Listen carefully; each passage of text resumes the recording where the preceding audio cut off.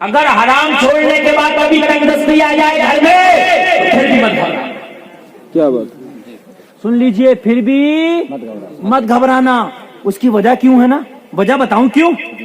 اللہ کے رسول نے ان علماء سے پوچھو, کبھی کبھی اپنے پیٹ پہ پتھر بھی تو باندھے تھے. سنا بھائیوں, آپ نے اللہ کے رسول نے پتھر باندھے تھے, کیوں باندھے تھے, کوئی بتا سکتا؟ سوال بہت سے لوگ یہ کر سکتے ہیں کہ کھانا نہیں تھا کھانے کے لیے, تو میری سمجھ میں یہ بات نہیں آتی نہ, آتی نہیں. اس لیے کہ قرآن پڑھو تو قرآن کہہ رہا کہ جب موسیٰ کی امت کو کھانا نہیں تھا تو جنت سے منو سلوا ملا. یار جب موسیٰ کی امت کو جنت سے منو سلوا مل جائے تو کہ نبیوں کے سردار کو جنت کا کھانا نہ مل جاتا؟ جنت کا کھانا نہیں, جنت آ جاتی, زمین پر اتر آتی میرے نبی چاہتے تو. لیکن پیٹ سے پتھر کیوں, کبھی سمجھائیے آپ نے یار. کبھی تو یہ لاجک سمجھا ہوتا. لوگوں بہت سے کہتے تھے بھی کھانا نہیں تھا, یہ عجیب بات, کھانا نہیں تھا. میرا نبی چاہتا نا تو مٹی کھانا بن جاتی. میرا نبی چاہتا نا تو جنت کی حوریں لے کے اتر آتی زمین پر. میرا نبی چاہتا نا تو بھوک ہی نہیں لگتی. دونوں جا کے یار, صحابی 12 سال کھانا نہ کھائے تو کہ نبی کھانے کی ضرورت نہیں رہتی. ایک بار کہتے تھے یا اللہ مجھے کھانا ہی نہیں کھانا, ایسے ہی جینا. اللہ کہتا مصطفیٰ لے, میں تجھے بھوک ہی نہیں لگاؤں گا. کیا بات. 27 سال معراج میں رہے, دنیا میں وہی تاریخ وہی رات رہے. جب یہاں کا ٹائم رک سکتا ان کے لیے, وہاں کا جاری رہ سکتا, تو کیا بھوک نہیں رک سکتی؟ کیا بات. بتائیے, بھوک نہیں رک سکتی, جب ٹائم رک سکتا تو رک جائے گی. لیکن لاجک یہ تھا کہ کبھی میری امت حلال طریقے سے کمائے, ہو سکتا ہے تنگ دست ہو جائے, گھر میں کھانے کے لالے پڑ جائیں, تو اس وقت حرام کی طرف نگاہ نہ اٹھائے, بلکہ آمنہ کے لال کی پتھر باندھ لینے والی زندگی کو دیکھے اور مسکرا کے زندگی گزارے. فاقے رہنا بھی مصطفیٰ کی سنت ہے. اگر کھانا نہ ملے تو فاقہ رہ کے پیٹ سے پتھر باندھنا بھی مصطفیٰ کی سنت ہے. مصطفیٰ نے پتھر اس لیے نہیں باندھا تھا کہ مصطفیٰ کے گھر میں کھانا نہیں تھا. مصطفیٰ نے پتھر اس لیے باندھا تھا کہ کبھی غلاموں کو پریشانی آ جائے تو حرام کی طرف ہاتھ نہ بڑھائے, گھر میں پیٹ سے پتھر باندھ لے, مگر حرام کی طرف نہیں. اس لیے پیٹ سے پتھر باندھ کے میرے نبی نے زندگی گزار کے دکھائی. اس لیے کہ میرے نبی کی زندگی ہمارے لیے آئیڈیل ہے. 63 سال کی زندگی میں نبی نے کوئی کام ایسا چھوڑا نہیں جس شعبے پہ میرے نبی نے کام نہ کیا. 63,000 سال کی زندگیاں ایک طرف ایک پلے میں لے آؤ. جو لوگ 63,000 سال, بڑے بڑے کو لے آؤ, بڑے بڑے قابلوں کو لے آؤ, بڑے بڑے پروفیسروں کو لے آؤ, اور کم سے کم 1 لاکھ لوگوں کو جمع کر لو جن کی ٹوٹل زندگی 63,000 سال ہو جائے. خدا کی قسم میرے نبی کی ظاہری 63 سالہ زندگی کا مقابلہ نہیں کر سکتے. نہ میرے نبی نے زندگی کے ہر شعبے پہ کام کیا اس 63 سال میں. کوئی شعبہ چھوڑ, تجارت کا شعبہ ہو, تعلیم کا شعبہ ہو, لوگوں حکمت کا شعبہ ہو, لوگوں پڑوسی سے معاملات کا شعبہ ہو, لوگوں شادی کا شعبہ ہو, بچے کی پرورش کا شعبہ ہو, کمانے کا شعبہ ہو, کھانے کا شعبہ ہو, معاملات کا شعبہ ہو, لوگوں کوئی دنیا کا ایسا شعبہ چھوڑا ہی نہیں جس شعبے میں میرے نبی نے کام کیا. ہر شعبے پہ زندگی کے میرے نبی نے کام کیا ہے. لیکن نبی کو آئیڈیل تو بناؤ. ہم نے آئیڈیل کسے بنایا؟ ممبئی کے گنڈے کو, ممبئی کے ہیرو کو. بھائیو بات ہے کہ نہیں؟ تم کہو کہ مولانا ہم نے تو نہیں بنایا, جھوٹ کی بول رہے ہو, نہیں بنایا. تمہارے بچے یہ پھٹی ہوئی پینٹ پہنے گھوم رہے ہیں, یہ کہاں سے گھوم رہے ہیں؟ بتا دو مجھے, یہ کہاں سے آئی؟ ممبئی کے گنڈوں کا طریقہ نہیں ہے. تو یہ تمہارے بچے چاروں طرف سے بال گھٹا کے بیچ میں تندور رکھ کے گھوم رہے ہیں پورے گاؤں میں, کہاں سے گھوم رہے ہیں؟ پہلے بال 2 ہی طرح کے ہم نے دیکھے تھے, لال سفید ہوتے تھے یا کالے ہوتے تھے, 2 ہی بال ہوتے تھے. لیکن اب تو دیکھو لال بھی ہیں, ہرے بھی ہیں, براؤن بھی ہیں, اور کون کون سے ہیں. کیوں بھائیو, کہاں سے آئی؟ یہ ممبئی کے گنڈوں کا طریقہ نہیں ہے. ہم نے پہلے لڑکیوں کے کان سیدھے دیکھے تھے, مگر اب لڑکوں کے کانوں میں ٹوپس دیکھے ہیں پڑے ہوئے. غلط تو نہیں کہہ رہا ہوں میں بھائیوں؟ لڑکوں کے کان چھدے ہوئے میں نے دیکھے، آپ کو یقین نہ ہے تو دیکھ لینا، یہ ممبئی کے گنڈوں کا طریقہ نہیں ہے تو کس کا طریقہ؟ بھائیوں بات ہے کہ نہیں یار؟ میرے نبی نے زندگی کے ہر شعبے پہ کام کیا. میرے نبی چاہتے تو 63 سال کام ہی نہیں کرتے، کسی ایک ہی شعبے پہ کام کر کے گزار دیتے. میرے نبی نے ہجرت اس لیے نہیں کی کہ مکہ کے کافروں سے ڈرتے تھے. میرے نبی چاہتے نا ایک بار ہاتھ اٹھا دیتے تباہ ہو جاتے مکہ کے کافر. حضرت نوح ہاتھ اٹھا دے تو طوفان آ جائے، دنیا تباہ ہو جائے. آمینہ کا لال کہہ دے مکہ کے خندے، مکہ کے دہشت گرد تباہ نہ ہو جاتے، تباہ ہو جاتے. مگر میرے نبی نے ہجرت اس لیے کی کہ لوگوں زندگی میں اگر کہیں تمہیں پریشانی آئے تو کرنا مارنا بدل کے ہجرت کر کے مصطفیٰ کی سنت کو زندہ کر لینا. دنیا میں نبی نے دنیا زندگی کے ہر شعبے پہ کام کیا، کوئی شعبہ ایسا چھوڑا نہیں کہ میرے نبی نے جو کیا نہیں. تو یار پھر دنیا دار کو کیوں دیکھ رہے ہو؟ جو کام کرنا ہے نا وہ دیکھو کہ میرے نبی نے کیسے کیا. آج کل میاں بیوی کے جھگڑے، میاں بیوی سے راضی نہیں، بیوی میاں سے راضی نہیں. آج تو طلاقوں پہ نوبتیں آ رہی ہیں، طلاقوں پہ غیر ہمارے قانون بنا رہے ہیں.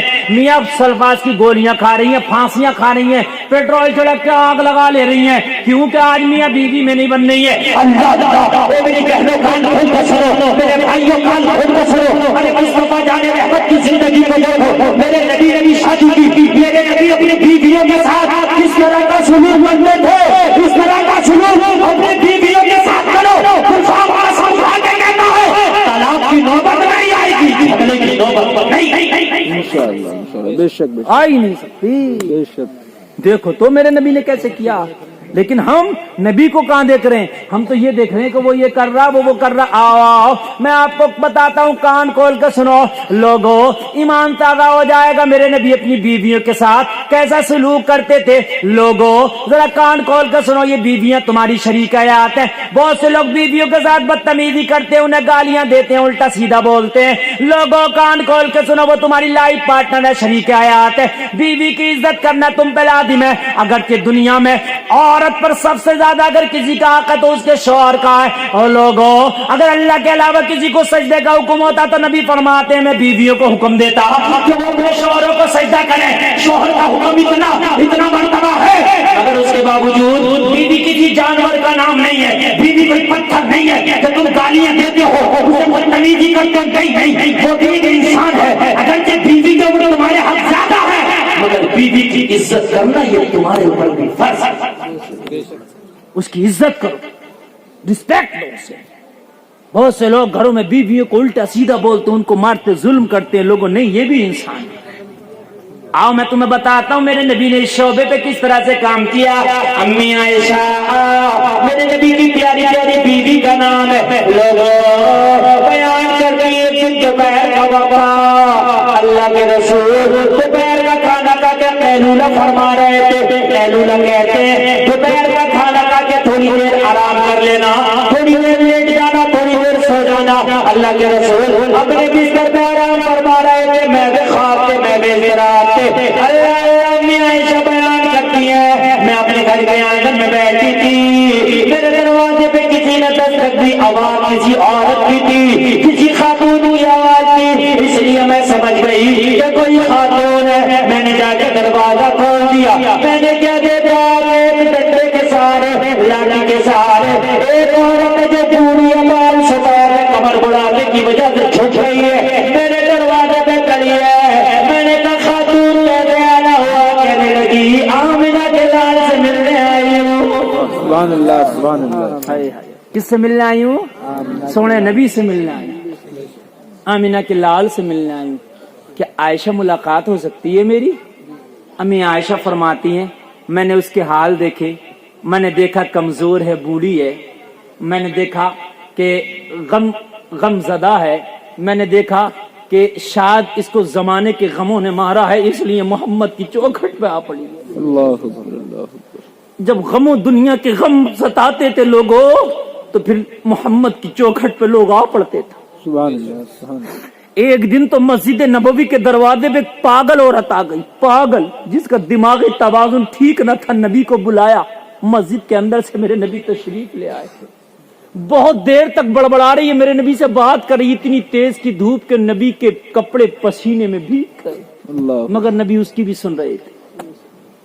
इतने में उमर आ गए, अर्ज की आका ये तो पागल है, इसकी मदीने में कोई नहीं सुनता, कब से आप इसकी बातों में लगे? आका पसीने में कपड़े भीग गए।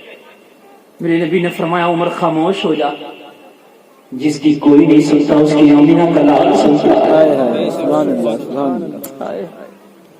ये मोहम्मद की चौखट पे इसलिए आ गई कि मदीने में इसकी कोई नहीं सुनता होगा, अल्लाह इसने सोची होगी मेरी कोई नहीं सुनता, लाओ मोहम्मद को अपने दुख में जाके सुनाओ, हमारे अगर मैं ना सुनूंगा तो फिर कौन सुनेगा?